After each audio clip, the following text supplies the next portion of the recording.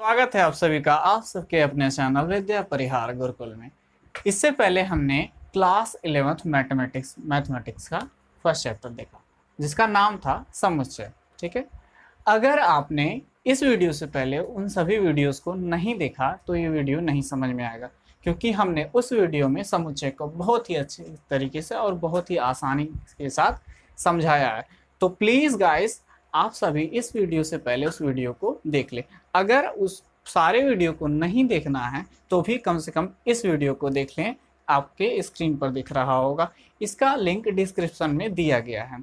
तो आइए हम आज का अपना चैप्टर स्टार्ट करते हैं, जो सेकेंड चैप्टर है मैथमेटिक्स का क्लास 11 का, जिसका नाम है संबंध एवं फलन। संबंध एवं फलन। यहाँ पे हमको संबंध एवं फलन को पढ़ने से पहले, हमको फलन पढ़ने से पहले हमको संबंध पढ़ना पड़ेगा, और संबंध पढ़ने से पहले हमको समुच्चयों का कार्तीय गुणन पढ़ना पड़ेगा। ठीक है, कार्टेशियन प्रोडक्ट ऑफ सेट्स हमको ये पढ़ना पड़ेगा। तो सबसे पहले हम ये देख लेते हैं समुच्चयों का कार्टेशियन प्रोडक्ट यानी कार्तीय गुणन क्या होता है। तो उसके लिए हमारे पास दो समुच्चय हैं। एक समुच्चय ए है जिसके अवयव हम ले लेते हैं 1, 2, 3 और 4। उसी तरह हमारे पास एक और समुच्चय है बी जिसके अवयव हम ले लेते हैं 5, 6, 7 और 8। ये हमारे पास दो समुच्चय हैं, एक समुच्चय ए है, एक समुच्चय बी है। ठीक है, यहाँ पे दोनों समुच्चय क्या रिक्त समुच्चय हैं? नहीं। ठीक है, और अब ये रिक्त समुच्चय क्या होता है, इससे पहले आपको पिछले वाले वीडियो को देखना ही पड़ेगा। तो आइए हम अपने लेक्चर्स को कंटिन्यू करते हैं।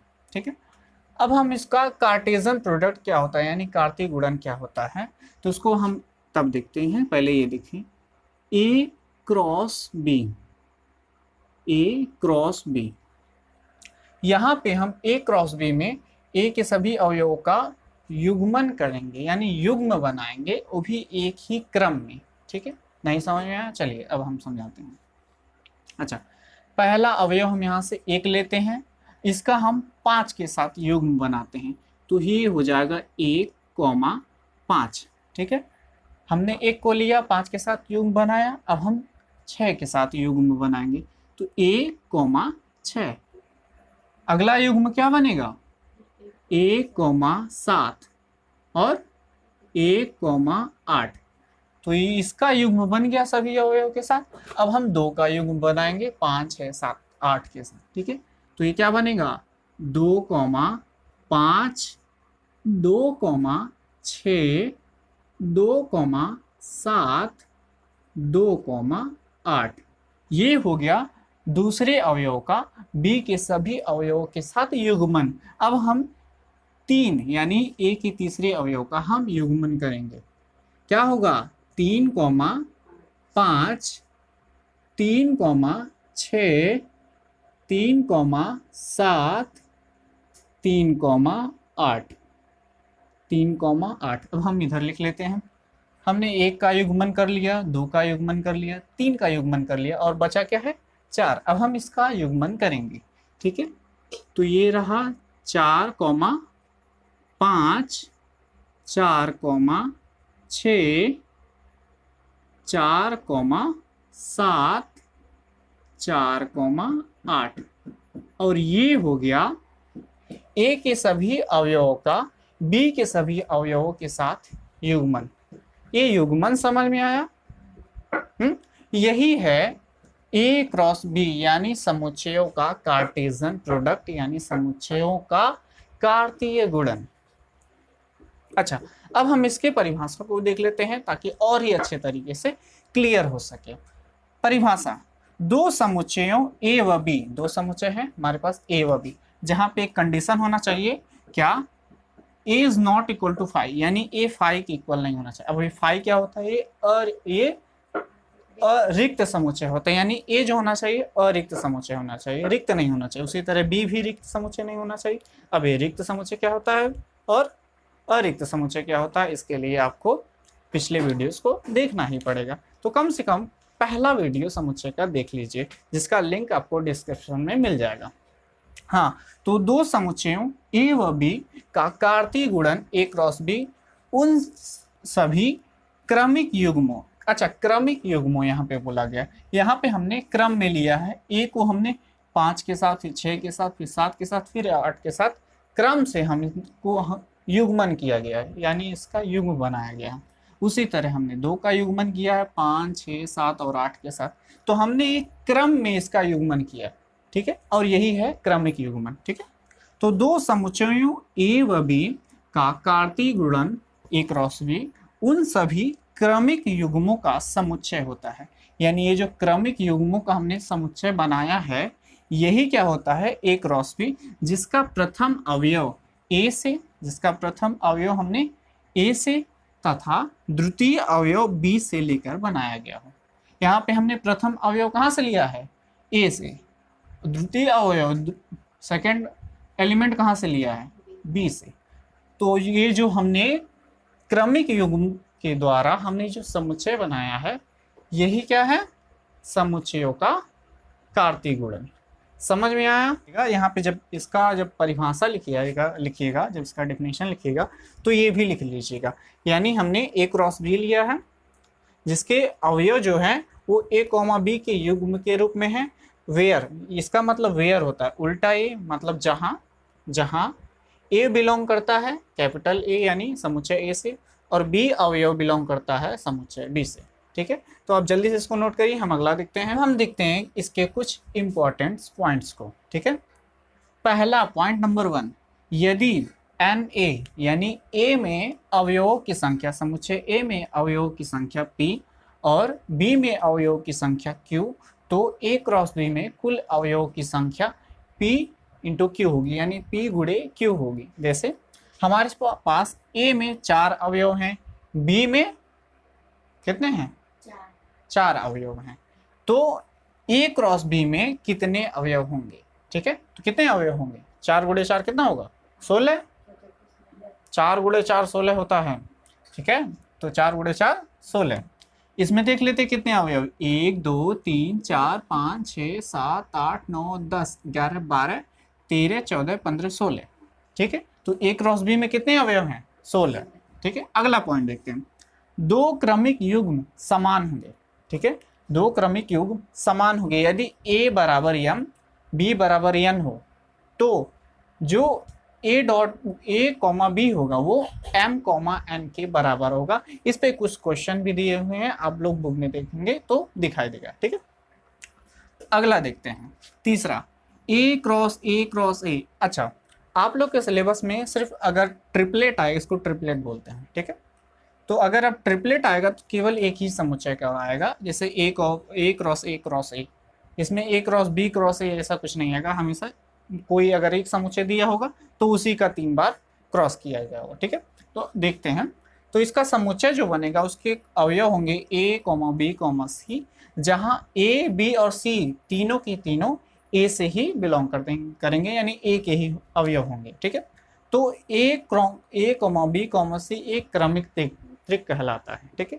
क्रमिक त्रिक यानी ऑर्डर्ड ट्रिपलेट, इंग्लिश में ऑर्डर ट्रिपलेट, ठीक है। चलिए इसको एक बार थोड़ा सा समझ लेते हैं। मान लेते हैं हमारे पास है ए में अवयव हैं 1,2, ठीक है। तो इसका ए क्रॉस ए क्या बनेगा, ए क्रॉस ए क्या बनेगा, जल्दी से बोलो, दोनों ए ही हैं, 1,2, ठीक है। इसका इसके साथ 1,1, इसका इसके साथ 1,2, ठीक है। अब इसका इसके साथ 2,1 2,2, ठीक है। तो ये क्या है, ए क्रॉस ए, हमको क्या निकालना है, ए क्रॉस ए, इसको निकालना है, ठीक है। तो पहले हम इसको पूरा लिख लेते हैं, तो ये होगा हमारा 1,1, चलो इसको ऐसे छोड़ देते हैं, ठीक है। हाँ देखते हैं, इसका हमको क्या बनाना है, इसका युग्मन करना है ए के साथ, ठीक है। कोई भी ए ले लो, दोनों ए ही है, ठीक है। इसका युग्मन करना है इसके साथ, तो क्या बनेगा, 1,1,1, ठीक है। अब इसी का युग्मन करना है बी 2 के साथ, तो क्या होगा 1,1,2। अरे हमने इसका पहले ये दोनों अवयव हैं, इसका हमने एक के साथ अवयव किया है, तो तीसरा अवयव तो एक होगा ना।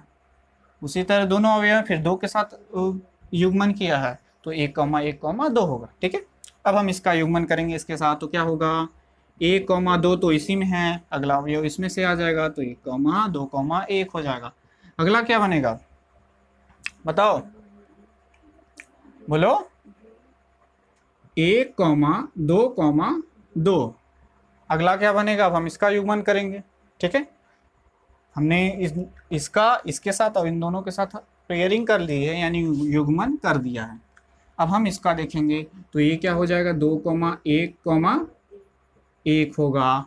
अब हम इसका 2 के साथ पेयरिंग करेंगे, तो 2,1,2 हो जाएगा।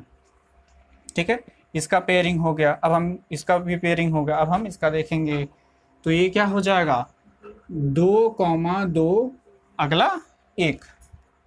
ठीक है, अगला क्या होगा 2,2,2, तो ये हो गया ऑर्डर्ड ट्रिपलेट, यानी क्रमिक त्रिक। ठीक है, A cross A cross A, यानी 3 बार जब इसका क्रॉस किया जाएगा, यानी कार्तीय गुणन निकाला जाएगा, तो कुछ इस तरह निकाला जाता है। समझ में आ गया। आप लोग के सिलेबस में अगर एक ही समुच्चय का 3 बार क्रॉस किया जाएगा। ठीक है, एक एग्जाम्पल हम दूसरे वाले पॉइंट पर भी देख लेते हैं, फिर अगले पॉइंट को हम देखते हैं। एक एग्जाम्पल हमारे पास ये है, मान लीजिए हमारे पास x, y बराबर है, x, y बराबर है 3,5 की। ये दोनों क्या है, ऑर्डर्ड पेयर हैं, दोनों युग्म क्या है, आपस में बराबर है। तो x बराबर क्या होगा, x बराबर 3 होगा, y बराबर क्या होगा 5 होगा। ठीक है, तो ये था दूसरे का एग्जाम्पल। अगला पॉइंट देखते हैं। तो हमारे पास जो अगला पॉइंट है वो तीसरा है। तीसरा हमने कंप्लीट कर दिया। चौथा है, यदि Na बराबर P, यानी A में अवयव की संख्या P, B में अवयव की संख्या Q, तो उप समुच्चयों की संख्या 2 की पावर PQ होगी। 2 की पावर PQ होगी। जैसे हमारे पास यहाँ पे A में अवयव की संख्या 4 है, B में अवयव की संख्या 4 है, तो इसके कुल कितने उप समुच्चय बनेंगे, तो इसके उप समुच्चयों की संख्या जो होगी, यानी सबसेट की संख्या क्या होगी 2 की पावर 4 गुणे 4, यानी 2 की पावर 16। इतने सारे उप समुच्चय बनाए जा सकते हैं। अब ये उप समुच्चय क्या होता है, इसके लिए आप लोग पहले वाले वीडियो को जरूर देख लें, उसमें हमने बहुत ही डिटेल में इसको समझाया है। जैसे कि इसका एक उप समुच्चय होगा, ये हमने पूरा ये जो समुच्चय बनाया है, तो इसका मान लीजिए एक उप समुच्चय होगा 1,5, एक समुच्चय होगा 1,5, 1,5, 1,6, 1,7, ये एक उप समुच्चय होगा। ऐसे बहुत सारे इसके उप समुच्चय होंगे, यानी 2 की पावर 16। ये 2 उप समुच्चय तो यही हो गए। ठीक है, तो ये सब क्या है, इसके उप समुच्चय होंगे। और कितने उप समुच्चय बनाए जा सकते हैं, तो 2 की पावर 16 इसके उप समुच्चय बनाए जा सकते हैं। और ये जो उप समुच्चय बनेंगे उसी को हम क्या बोलेंगे, उप समुच्चय जो बनेंगे उसी को हम संबंध भी बोलेंगे। ठीक है, अगला पॉइंट देखते हैं। 5वां क्या कहता है, यदि समुच्चय A व B अरिक्त समुच्चय है, अरिक्त समुच्चय यानी रिक्त ना हो, यानी A व B is not equal to 5। ठीक है, और इनमें से कोई अपरिमित है, यदि इनमें से कोई अपरिमित है तो A क्रॉस B भी अपरिमित होगा। समझ में आया, नहीं समझ में आया, बढ़िया से चलो देखते हैं। ऐसे मान लेते हैं हमारे पास A ये है, और ये हम A जो है 1, 2, 3, 4 को ही रखते हैं, और हम B को हम बदल देते हैं, इसको हम रख देते हैं 5, 6, 7, 8, 9, डॉट डॉट डॉट, ऐसे बहुत सारे इनफाइनाइट है। इनफाइनाइट सेट्स हमने पढ़ाया था। इनफाइनाइट सेट यानी अपरिमित समुच्चय, ये हमारे पास एक अपरिमित समुच्चय। अगर अब हम बोल दें कि इसका A क्रॉस B निकालिए, तो कब तक बनाएंगे, A का 5 के साथ, A का 6 के साथ, A का 7 के साथ, A का 9, 8 के साथ, फिर 9 के साथ, फिर कहाँ तक बनाते जाएंगे, इनफाइनाइट तक बनाते जाएंगे, अनंत तक बनाते जाएंगे, तो इसका जो ए क्रॉस बी होगा, यानी ए क्रॉस बी का जो कार्तीय गुणन होगा वो भी क्या होगा, अपरिमित होगा। यानी ए और बी में से यदि इनमें से कोई एक भी क्या होगा, अपरिमित समुच्चय होगा, तो इसका जो ए क्रॉस बी बनेगा वो भी क्या होगा, अपरिमित। तो इसको हम मिटाते हैं और अगला पॉइंट देखते हैं। तो हमने समुच्चयों का कार्तीय गुणन यानी कार्टेशियन प्रोडक्ट को देख लिया, और अब हमारे पास संबंध अगला टॉपिक है। ठीक है, हमने कार्तीय गुणन को पढ़ने के बाद संबंध अब हमको आसानी के साथ समझ में आ जाएगा। तो इसका कोई भी फॉर्मूला, कोई भी डेफिनेशन बुक में दिया नहीं है, इसको बहुत ही ढूंढ करके निकाला गया है। और ये डेफिनेशन क्या कहता है, संबंध ए क्रॉस बी से किसी विशेष विधि में निकाला गया उपसमुच्चय होता है। यानी हमने जो कार्टेशियन प्रोडक्ट लिखा है ए क्रॉस बी को, उसी का एक उपसमुच्चय होगा जो एक विशेष विधि में निकाला गया होगा। आइए एक एग्जांपल के साथ समझते हैं। मान लीजिए हमारे पास एक रिलेशन है, यानी संबंध है, एक रिलेशन है जिसके अवयव जो है वो a, b के रूप में युग्मित हैं, a, b के रूप में युग्मित हैं। और हम बोल दें जो a और b है वो क्या है, सम संख्या है। सम संख्या वेयर, यानी जहां a जो है वो बिलोंग करता है समुच्चय a से, और जो b बिलोंग करता है यानी b जो है वो समुच्चय b से है।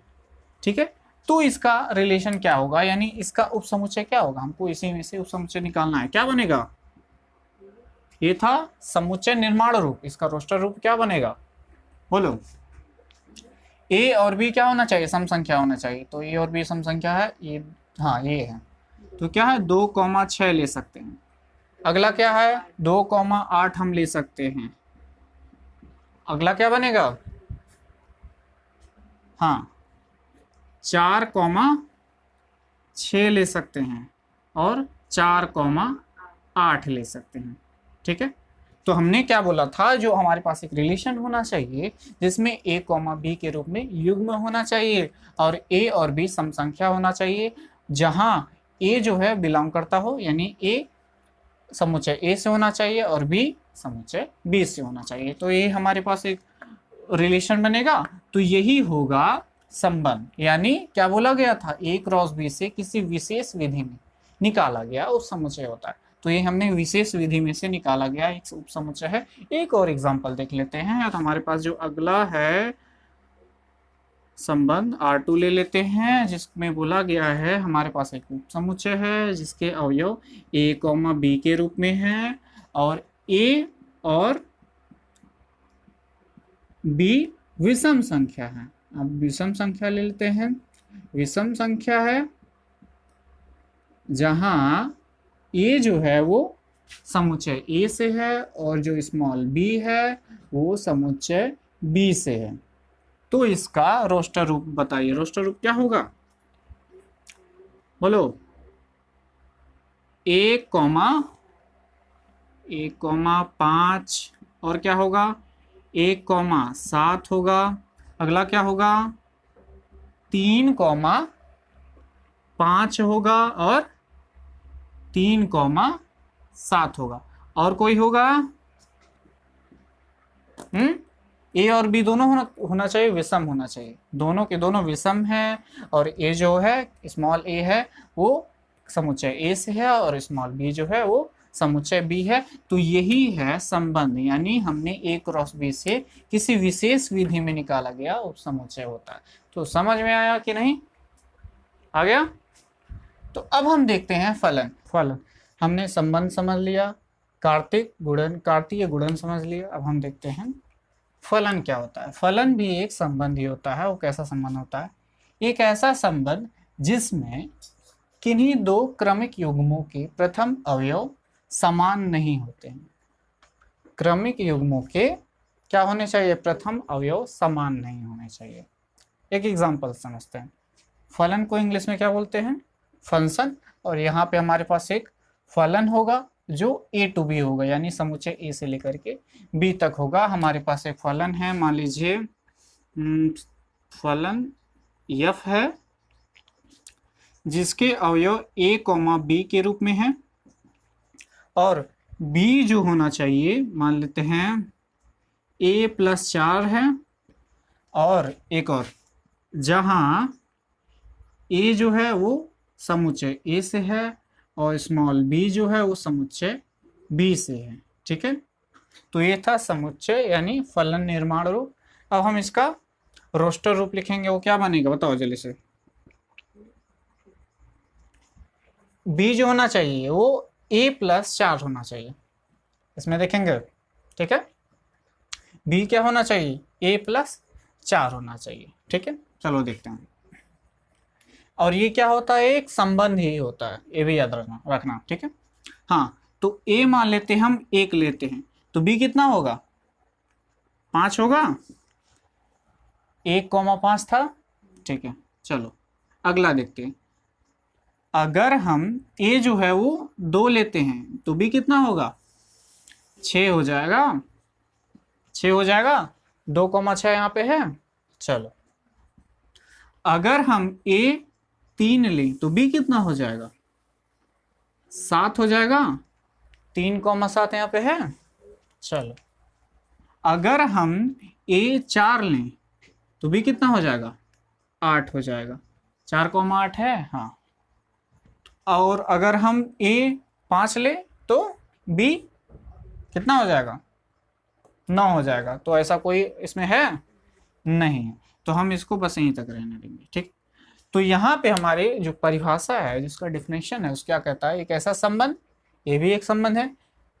संबंध है कि नहीं पहले बताओ। इसको क्या एक विशेष रूप में निकाला गया है। ठीक है, b जो होना चाहिए a+4 होना चाहिए। ठीक है, तो ये संबंध है। ठीक है, तो एक ऐसा संबंध है जी, किन्हीं दो क्रमिक युग, कोई भी दो क्रमिक उठा लो, क्रमिक युग्म उठा लो, उसका प्रथम अवयव क्या है, समान नहीं है। इसमें 1 2 के समान नहीं है, 2 3 के समान नहीं है, 3 4 के समान नहीं है। ठीक है, यहाँ पे जो प्रथम अवयव है, 1 है, 2 है, 3 है, 4 है, इसमें से कोई भी प्रथम अवयव समान नहीं होना चाहिए।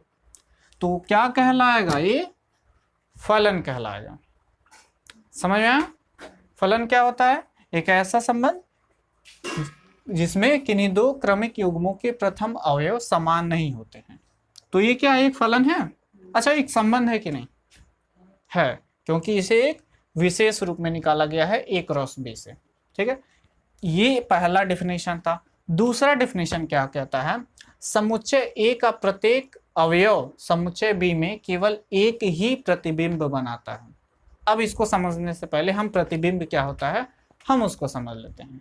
ठीक है, चलो यहाँ पे अगर हम ले लेते हैं, चलो पहला पॉइंट क्या कहता है, क्रमिक युग्मों के सभी प्रथम अवयवों के समुच्चय को प्रांत कहते हैं, या फिर प्रांत कहेंगे या फिर पूर्व प्रतिबिंब कहेंगे। ये जो क्रमिक युग्म हम बनाए हैं, इसमें जो प्रथम अवयव हैं उनके समुच्चय को हम क्या कहेंगे, प्रांत। यानी अगर हम समुच्चय बनाए, एक हमारे पास एक समुच्चय जो प्रांत होगा वो क्या होगा, प्रांत क्या होगा, सभी प्रथम अवयवों के समुच्चय। प्रथम अवयव क्या क्या होंगे, 1 है, 2 है, 3 है और 4 है। तो अगर कोई पूछे इसका प्रांत क्या होगा, इसका 1, 2, 3, 4।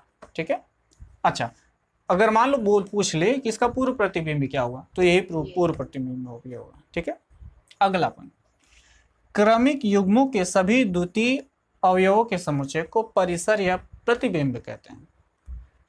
ये जो हमने क्रमिक युग्म बनाया है, इसमें जो द्वितीय अवयव हैं उसको हम परिसर बोलेंगे, परिसर। इस द्वितीय जो अवयव हैं उनके समुच्चय को। अच्छा, द्वितीय अवयव क्या क्या हैं, 5 है, 6 है, 7 है और 8 है। तो अगर कोई पूछे कि इस फलन में परिसर बताइए, बता लोगे, प्रांत बताइए, बता लोगे, प्रतिबिंब बताइए तो भी बता लोगे, पूर्व प्रतिबिंब भी बता लोगे। ठीक है, अगला पॉइंट, बी के सभी अवयवों के समुच्चय को सहप्रांत बोलते हैं।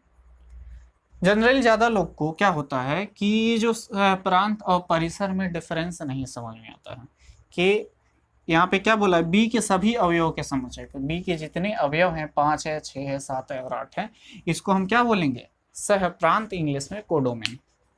ठीक है, ये जो सह प्रांत है, ठीक है, ये तो कहोगे ये तो परिसर ही है, ठीक है। तो एक डिफरेंस देखते हैं, एक और एग्जांपल से देखते हैं। अच्छा, पहले ये वाला एग्जांपल जल्दी से नोट करो, हम अगला एग्जांपल देख लेते हैं। तो हमारे पास एक फलन है जिसके अवयव युग्म के रूप में a, b के रूप में होंगे, ठीक है। और यहाँ पे जो b होगा, यहाँ पे जो b होगा वो हम ले लेते हैं a+5 ले लेते हैं, ठीक है। और एक और कंडीशन, जहाँ स्मॉल a बिलोंग करेगा समुच्चय A से और जो स्मॉल b बिलोंग करेगा समुच्चय B से, ठीक है। तो ये था इसका समुच्चय निर्माण रूप यानी फलन निर्माण रूप। इसका रोस्टर रूप क्या होगा बोलो? अगर हम a 1 लेंगे तो b कितना होगा? 6 होगा, 1,6 है। हाँ, अगर हम a 1 2 लें तो b कितना होगा? a हम 2 लें तो b कितना हो जाएगा? 7 हो जाएगा। अगर हम a 3 लें तो b कितना हो जाएगा? 8 हो जाएगा। 3,8 है ना? हाँ है, ठीक है। अगर हम a 4 लें तो b कितना हो जाएगा? 9 हो जाएगा। 4,9 है नहीं, तो हम इसको नहीं लेंगे, ठीक है। तो ये रहा हमारा फलन। अच्छा, ये फलन क्या है? इसमें क्या है? प्रत्येक अवयव, जो प्रथम अवयव है वो समान नहीं है। अच्छा, ये फलन है, ये समझ में आ रहा है कि नहीं? ठीक है। फलन को कुछ इस तरह बनाया गया है कि हमारे पास जो b होगा वो a+5 होगा, यानी a अगर हम 1 लिए तो b कितना होगा? 6 हो जाएगा। अगर हम a 2 लिए तो b कितना हो जाएगा? अगर हम a 3 लिए तो b कितना हो जाएगा? अगर हम a 4 लिए तो b कितना हो जाएगा? तो 9 तो है नहीं ना, 4,9 नहीं है, ठीक है। तो अगर हम यहाँ पे पूछें कि आप बताइए इसका प्रांत क्या हो? प्रांत क्या होता है? इसके क्या है? सभी प्रथम अवयवों के समुच्चय होगा। तो क्या होगा? 1 होगा, 2 होगा और 3 होगा। ये प्रांत होगा। ये समझ में आया कि नहीं? अच्छा, परिसर पूछ लें। परिसर पूछें, परिसर क्या होगा? द्वितीय अवयव के समुच्चय को हम परिसर बोलते हैं। तो 6 हो जाएगा, 7 हो जाएगा और 8 हो जाएगा। अच्छा, अब हम यहाँ पे पूछ लें कि सह प्रांत क्या होगा? सह प्रांत का जो हमने बताया था डेफिनेशन, वो क्या बताया था कि b के सभी अवयवों के समुच्चय को हम क्या बोलेंगे? सह प्रांत। यहाँ पे सह प्रांत क्या है? b है। हम क्या बोले थे? b के सभी अवयवों के समुच्चय को हम क्या बोलेंगे? सह प्रांत। तो सह प्रांत क्या हो गया? 5 होगा, 6 होगा, 7 होगा और 8 होगा। तो डिफरेंस समझ में आ रहा है परिसर और सह प्रांत पे? तो कभी कभी ऐसा फलन आ जाएगा जिसमें क्या होगा? सह प्रांत और परिसर बराबर नहीं होंगे, ठीक है। जो इसका जो सेकंड डेफिनेशन बोलता है, दूसरा परिभाषा क्या कहता है? समुच्चय A का प्रत्येक अवयव समुच्चय B में केवल एक ही प्रतिबिंब बनाता है। इसका मतलब क्या होता है, इसको थोड़ा समझ लेते हैं। तो हमारे पास जो प्रथम अवयव हैं वो क्या क्या हैं? 1 है, 2 है, 3 है, ठीक है। द्वितीय अवयव क्या क्या है? 6 है, 7 है और 8 है, ठीक है। अच्छा, यहाँ पे ये जो है प्रथम अवयव को हम क्या बोलते हैं? पूर्व प्रतिबिंब बोलते हैं। पूर्व प्रतिबिंब। अच्छा, द्वितीय अवयव को क्या बोलते हैं? प्रतिबिंब। परिसर भी बोलते हैं और प्रतिबिंब भी बोलते हैं, जैसा कि हमने पहले बताया, ठीक है। यहाँ पे A का जो प्रतिबिंब है वो क्या है? 6 है, 2 का 7 है, 3 का 8 है, ठीक है।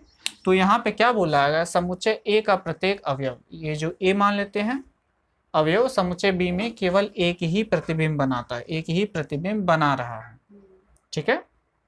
एक ही प्रतिबिंब बना रहा है, ठीक है। अगर हम इसमें देखें तो इसमें क्या होगा? क्या बोला गया है, समुच्चय ए का प्रत्येक अवयव। यहाँ पे क्या देखा गया है कि यहाँ पे जो 1 है, 2 है, 3 है और 4 है, और यहाँ पे 5 है, 6 है, 7 है और 8 है। यहाँ पे देखिए ए का 5 के साथ भी प्रतिबिंब है, एक का 6 के साथ भी है, एक 7 के साथ भी है और 8 के साथ भी है। देखिए 1,5 है, 1,6 है, 1,7 है, 1,8 है। ठीक है, यानी 1 का 5 के साथ भी प्रतिबिंब है, 1 का 6 के साथ भी प्रतिबिंब है, 1 का 7 के साथ भी प्रतिबिंब है और 1 का 8 के साथ भी प्रतिबिंब है। लेकिन समुच्चय एक ऐसा समुच्चय, यानी समुच्चय ए का प्रत्येक अवयव समुच्चय बी में अगर एक ही प्रतिबिंब बना रहा है तो वो समुच्चय क्या कहलाएगा, फलन कहलाएगा। ठीक है, तो ये दूसरा डेफिनेशन ये कहता है समुच्चय ए का प्रत्येक अवयव समुच्चय बी में केवल एक ही प्रतिबिंब बनाता है। ये समझ में आ गया। अगले वाले टॉपिक में हम इसके बारे में और थोड़ा सा डिटेल में जानेंगे। इसके कुछ ग्राफ वगैरह होते हैं, वास्तविक फलन होते हैं, वास्तविक मान फलन होते हैं, उन सबको देखेंगे। तो तब तक के लिए धन्यवाद, मिलते हैं अगले वीडियो में।